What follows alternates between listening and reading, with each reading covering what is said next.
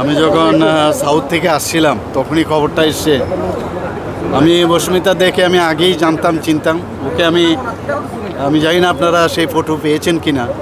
ওকে কিন্তু আমি শুভেচ্ছাও আগে দিয়েছিলাম, প্রাইজও দিয়েছিলাম।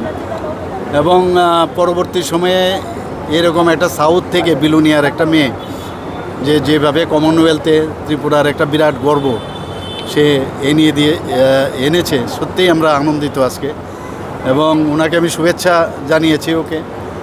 এবং ওকে দেখে আগামী দিন যেরকম আমাদের দীপা কর্মকারকে দেখে অনেকে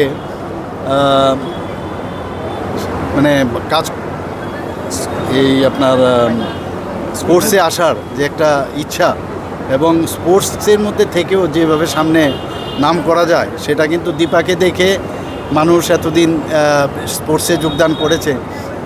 আজকে এই জুডোতে যেভাবে অস্মিতা দে যে কাজটা করলো কমনওয়েলথে, সেটা দেখে ত্রিপুরার ছেলে মেয়েরাও কিন্তু আরও বেশি উৎসাহিত হবে। আমি নিশ্চিত যে আগামী দিনে আরও এরকম ত্রিপুরার প্রতিভা প্রচুর ত্রিপুরাতে। আমি বারবার কালকেও আমি সাউথে গিয়ে এই কথাটাই বলেছিলাম। আর সাউথেরই এক মেয়ে আজকে এরকম কমনওয়েলথে গোল্ড মেডেল পাওয়া, ত্রিপুরার একজন মেয়ে গোল্ড মেডেল পাওয়া আমাদের জন্য অত্যন্ত গর্বের। আমি